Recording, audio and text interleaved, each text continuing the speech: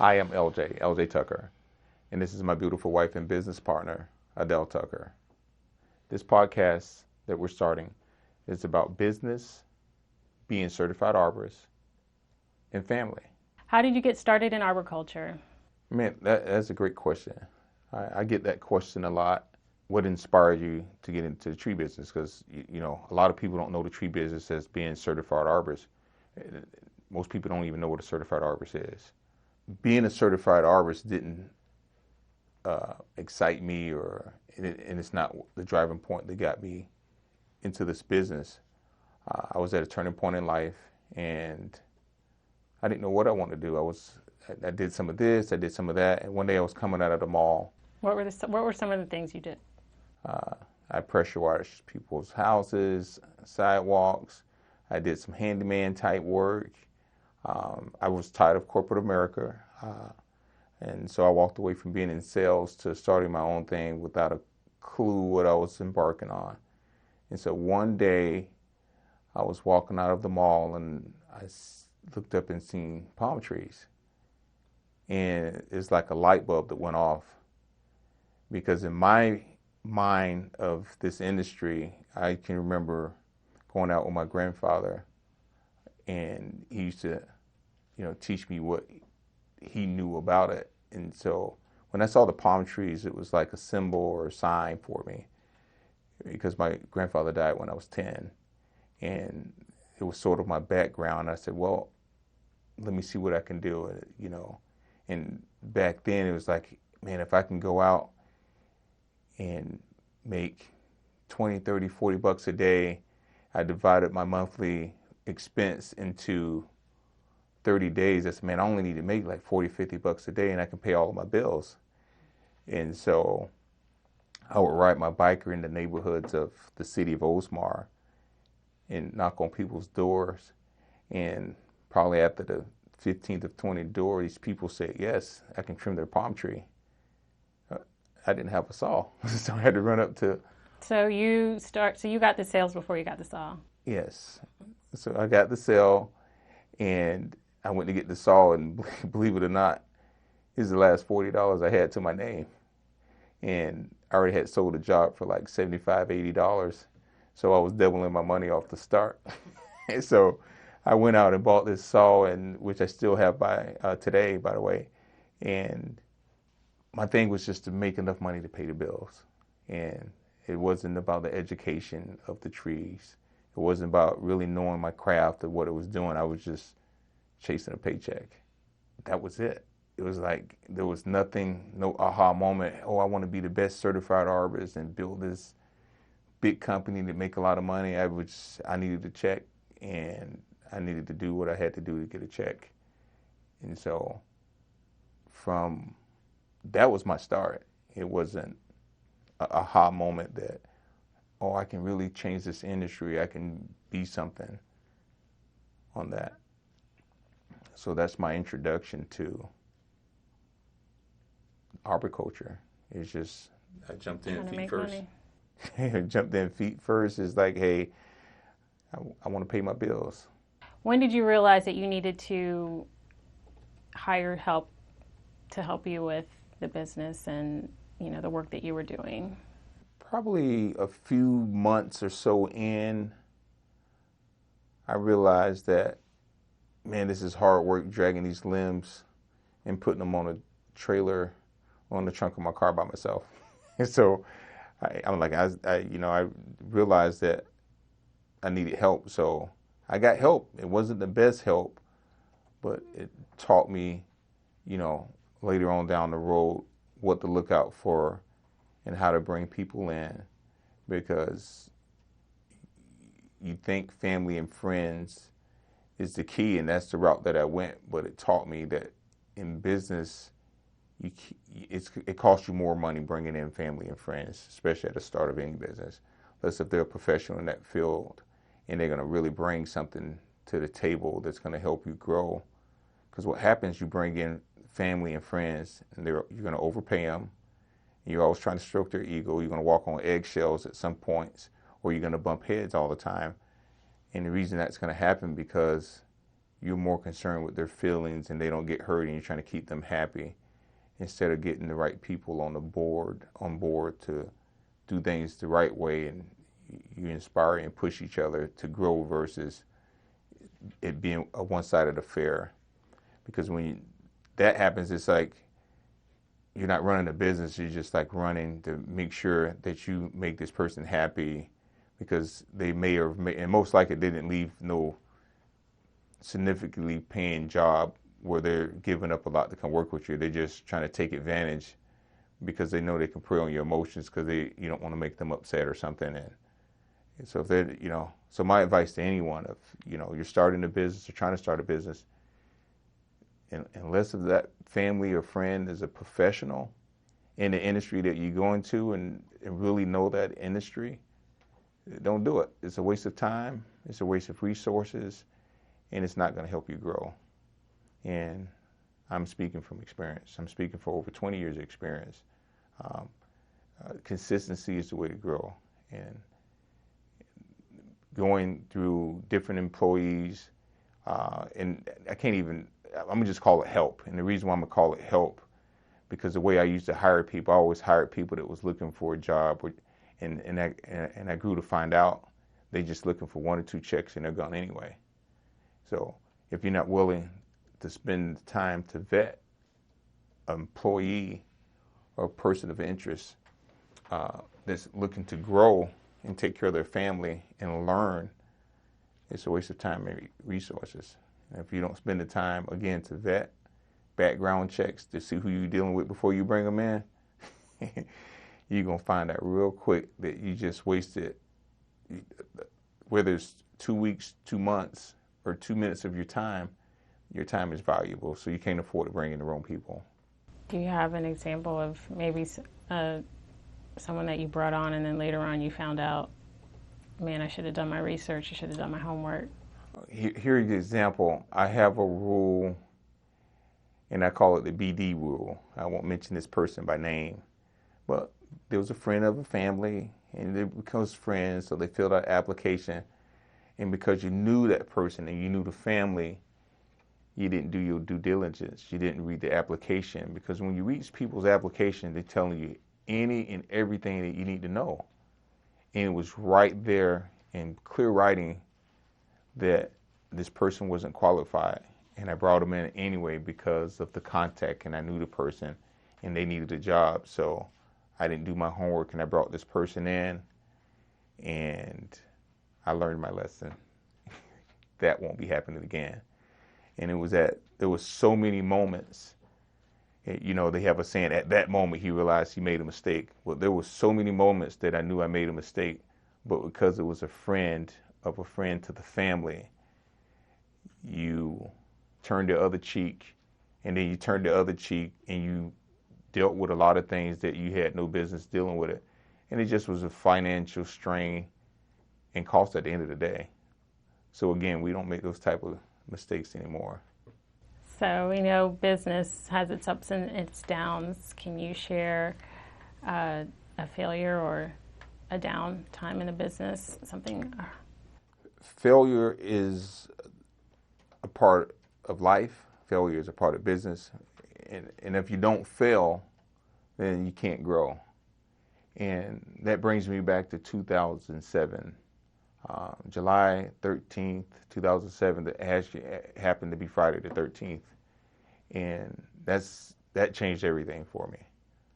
That's the day that I got electrocuted out of Indian Rocks Beach, Florida. And that day is very significant because it's a day I can't forget.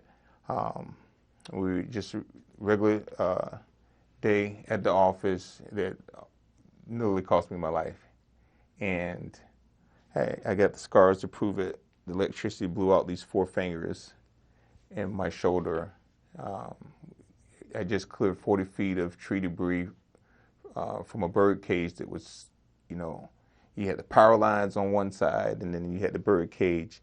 And so I had to climb, and I cleared this whole section of tree debris when the electricity grabbed me. And that was the day that I started taking this business serious. It was the day that I started really deep diving to educate myself, because I knew at that moment, if I didn't, that I wasn't going to be around much longer, because I shouldn't have been within 10 feet of those lines. So that's what you learned that day. Yeah, I shouldn't have been within 10 feet of those lines. And that's what made me become a certified arborist. That's what made me start picking up more books to read and educate myself in this field, so I don't make a costly, the ultimate mistake. And, you know, everybody don't get that lucky, because they said, you know, when you come in contact with that type of electricity, it's normally fatal and it's deadly. And the fact that I'm here talking about it today in 2023, it turned that light on inside that I have work to do and I need to take it serious, regardless of what I'm doing, but especially what I was doing. And so for me, that's a turning point. Knowing your craft, though, you know, it's at a point now, it turned the switch in the table for me at a point. It's like, if somebody's going to pay me their hard-earned money, then I owe them the respect of learning my craft so I can earn it. Because if you don't know what you're doing and you're charging somebody, that's theft, that's stealing. You're just trying to get by. And there's no, for me, that's unacceptable. I hold myself to a higher standard than that. So it can be about the money for you or somebody else, but for me, I want to know that I did the homework, I put in the time to earn the money that I'm being paid by learning my craft. I owe that to myself, and I owe that to the customer. So Adele, we have the successful business, and God has blessed us to do really well, but we have 5 children. And we have 5 children. So for you, tell us how that balance works with business and family with 5 kids, 3 boys and 2 girls. 2 little boys that's very active. So how did that balance come in? It is, it's a lot. It's a balancing act. So there's a lot of times that, you know, I'm not going to say I'm a single parent, because obviously I'm married, but, you know, I do handle a lot of things on my own at the house, because you are, you know, working, taking care of things, finishing up jobs. You know, like we said, when you're a business owner, you're not just the worker, you know, you're the salesperson, you are the repair maintenance person, you are a lot of different things. So, you know, there's only so many hours in a day, so there's, you know, there's a give and take. So I understand that, and it's not easy, but it's what needs to happen so that the business can continue to run and go. So it's a balancing act. Balancing act. This is, you know, and as your husband, I'm very thankful for choosing a partner like you, because I know I appreciate everything you do. Because you do the things that I can't do, not that I can't do them per se, but you fill in that gap, like getting the kids to the different events they need to be at, and just making sure that they have what they need for lunches. You do the paperwork for the office and for the home, especially when the kids go to school. So I'm very appreciative of that. It's everybody, we both play our roles. We play our roles, and, you know, you do what I don't do, I do what you don't do, and I think that's the measure in what makes us successful, because we consistently do it. There's times that it's like, man, I don't feel like doing such and such a day. I just want to stay home and go to the park with the kids or something, but I understand that I can just make that decision, but part of the consistency to be successful is to be consistent. So I'm grateful that I do have a presence in our kids' life, I try to be the best father that I can. And it's that, again, that balance is everything, and it takes two. You got to have a partner, and I think God blessed me with a good partner in you to make everything that we do work. So what are some habits, routines that as a business owner you feel have contributed to your success? Some success habits is, I guess that's what contributed to me becoming a certified arborist. It's funny because before I became certified, you got an educational process and you're trying to learn what it is you should be doing and how you do it. Because customers, customers, man, you go out to do a simple tree job and then you got the customer out, this old little lady, she's the director. No, you agreed to cut this limb. And then they hit you with the ultimate, I'm not going to pay you unless you hit that limb. And because we go back being uneducated, you don't know what you're doing out there anyway, you ain't got no comeback. So you just chopping this tree up, you destroying this tree, you butchering this tree. Based on what the customer is saying they want. Based on what the customer want. And then they threaten you with the payment if you don't cut the limb that you want. And there's no comeback because you're not educated enough to come back to tell the lady, listen, we're not taking more than 20% of the canopy because that's what the ISA says. So that's just in itself knowing what to say and how to say it by knowing your craft. Because these customers will have you out there almost cutting the whole tree down for a couple dollars. And you come out, you go to the dump, and you paying more at the dump than you got paid for the entire job because you didn't know. I didn't know. I'm sorry to the tree world that all the trees I butchered in the past before I became educated. And so I can go on and on. There's just so many stories of just, being able to diagnose stuff in the tree industry just by knowing your craft. To see a potential hazard to somebody's house just by knowing your craft. And which is sad and unfortunate. We live in a state, I can't speak for other states, that it doesn't really require a license to be in the tree industry. And I was one of those people with a pickup truck and a trailer when I started out. And I didn't know my craft. So because it's not regulated, it's not regulated. Now, you do have to be registered as a registered agent with different cities and county municipalities, and hopefully one day we can change that narrative. The highest requirement that separates you in this industry is being a certified arborist, and we live in a city of Oldsmar. You don't have to take my word for it. Go to the ISA and look for a certified arborist near me, or pick the city. Pick the city of Oldsmar. I challenge you to do that. Go to the ISA's website and pick the city of Oldsmar, and you'll see 3 certified arborists in the city of Oldsmar, and you're looking at 2 of the 3 right here. You go to the city of Clearwater, and there's like the biggest city the Clearwater is. There's like 19 certified arborists in the city of Clearwater. Look at the city of St. Pete. There's like 24. You look in the city of Tampa.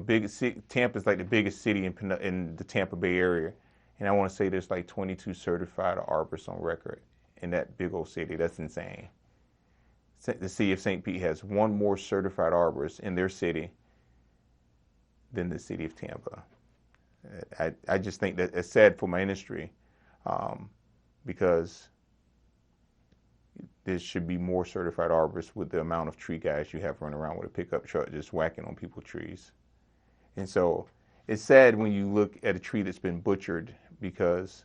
A question that we get a lot of times from customers when it comes to tree removals is, do I have to replace a tree? Can you talk about why sometimes there are requirements for replacing a tree, not replacing a tree? Well, you have city ordinances, and each city and county is very different, which is, I think it should be universal across the board. Like being a certified arborist is just not, here in the state of Florida or in the city of Oldsmar. It's worldwide. It's international. So being a certified or arborist, if I decide I want to move to Hong Kong or Italy or anywhere, it's the same credentials across the board. Now, city ordinances are different. So I'll give an example. In the city of Oldsmar, pine trees are not protected. You go across the street to Safety Harbor or Dunedin and Clearwater, pine trees are protected and you need a permit. That's the different contrast. And everybody don't understand why you need a permit for trees, because trees are very good for the environment. They're good for our oxygen. There's so many health benefits for trees, so you just don't want to go cut them down. And again, this is the reason to be educated, because then you'll know the difference if a tree even has to come out. Is it a candidate for removal? So there's difference. You have trees that are candidates for removals, and then you have trees that are in decline, and then you just have trees that's just flat out hazardous and needs to come out. Question for you, tell us something about the ISA when it comes to their requirements. When it comes to pruning, you should not take more than 20 to 25% of a tree, of the canopy of the tree. So a lot of times if customers have a tree that hasn't been pruned in a long time, they may have expectations of how they would like the tree to be pruned. So maybe we can't get to their expectations in the first trip. We may have to, do an initial prune and then come back and prune a little bit more, depending on, how much needs to be removed, how much deadwood there is in the tree. It's very, subjective, but the ISA do have guidelines that you shouldn't take more than 20 to 25% of the canopy of the tree. Tell us about any times dealing with customers and they say they want to speak to an arborist or something. How's your interactions with that? It varies. I mean, we have some customers who seek us out and they see on our website that we do have certified arborists on staff. So they will say, your website says you have certified arborists. Are you guys certified arborists? Yes. So, they're already coming with a level of expectation that, they trust you, that you know what you're doing. And some customers could care less, but we do get those that are looking for certified arborists. So that's just another reason to seek out a certified arborist, because they are going to know, what is best for the tree and what, different suggestions and things like that for your trees. What's noteworthy is we do get calls from different construction companies on projects, city management on projects that's already been predetermined in the boardroom behind closed doors. This is some instance that I don't want to say the city, I don't want to put anybody on blast, but it was north of here, it's in the city. We got called up on this project. It's about maybe 45 minutes to an hour away, and they wanted some root pruning, and they wanted them in the CRZ zone,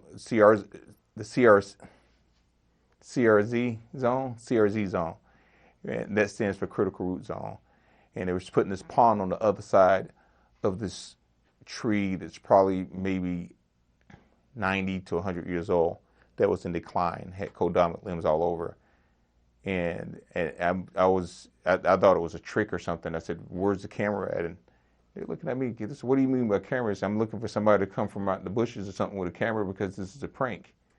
And they were literally looking at me confused. I'm like, "Are you seriously telling me you want all the roots up to the trunk of the tree root pruned and discarded?" And there's like, "Yeah, what's wrong with that?" I said, "Oh, okay, you guys are not pranking me, but yeah, I'm the wrong guy for that." And they were like, "What do you mean?" I said, "See those power lines on the other side of the street? You take out all those roots, all the roots away from that tree in the CRZ zone, and this tree is going to be hazardous. It's just going to take a little bit of water and wind, and this tree is going to tip over." And so they didn't know. So they just didn't know. And you got an engineer of a project that didn't know that you don't take those roots out of the tree. And if they would have hired somebody. So what happened? Did they hired us to remove the tree. And the funny thing about that situation, if the ordinance through the city didn't require them to have a certified arborist on board, they would have hired somebody that would have came in and pruned those roots and put other people's lives at stake because it's in public right of way. And so that's important. That's one thing, my hat's off when it comes to the city when they have these different ordinances on these different projects that they require a certified arborist. And sometimes they don't bring us in until after the fact. But it's important. And people that know, it's funny because we have customers that's been with us from the beginning. I've had it, for over the past 20 years. And you've had customers that just believed in you as a person, not as an arborist, but as a person. I remember Phyllis Berry, God bless her, she passed away a few years back. She's like one of our biggest fans, and she always uses us. And we still have customers that have been using us for a very, very long time. And you build those relationships, and they see you grow, and you're able to continue to educate and learn from your mistakes, and just through educating yourself to becoming better at what you do. Why don't you talk about where you started in the business physically, as far as where you were working out of to where you are now, to where we are now? I started working out the backseat of my car, my Mazda 92 929, working out of my home, and we transitioned from the home to a place over in Clearwater off of Enterprise. It's my first building that we used to rent. So in your home you had all your equipment in the garage? Because I remember that when I came onto the scene, you were still working out of the house, so we had to park in the driveway because the mower was in the garage and all the stuff. Yeah, so I started at 190 Douglas Road, Oldsmar, Florida, right across the street from the post office. It was funny because I first started out, I didn't have anything, so everything was good. And then as soon as I got my first truck and I started parking it on the property, here came the city. You can't have that commercial vehicle on the property. And so I pushed the limits. I didn't know any better. I pushed the limits until I got a notice to appear in court with the city. And they said they were going to charge me $60 a day for every day that truck is parked there. So my first storage facility was Tropicana Storage up in Palm Harbor or Clearwater. It was off of US 19. 20 years later, God has blessed us to purchase this beautiful 2-acre facility that we now own. And it came a long way from a $40 pole saw to making purchases of $40, $50, $100, $200,000 for pieces of equipment and trucks and stuff. Like I think our biggest purchase was $350,000 for a truck, and it's like those are big investments. Those are like big steps. Those are like, should we be doing this? And you always ask yourself, is it worth the investment? I can say with no hesitations, yes. Like once you understand your industry and what you need to succeed in your industry, it becomes easy. Like I remember you wasn't on board when I first said we're going to buy a building. But at the time, office was in Countryside. I had 4 different places that was trying to park stuff because our office space didn't have enough parking space for the few pieces of equipment that we had. And so I was always running around to get this equipment.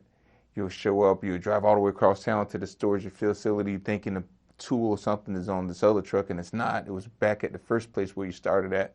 So you're doing all this running around, and before you know it, you're running around for 2 or 3 hours before you even started your day. And by the way, you got guys that's on the clock that's getting paid for you to run around. And so I remember looking to expand, and I was looking at these rates to rent a property that's nowhere near the size that we was actually able to purchase. And it just, for me, I just couldn't wrap my mind around paying $15,000 to $20,000 a month in rent. That was going to be a lot of tree trimming just to pay rent. We're not even talking about payroll, insurance, fuel, or disposal. And true story. And I remember, you remember this, when our first building on 49th Street that we put an offer in, and we put a deposit down, and for whatever reason that deal fell through and we lost our $10,000 deposit.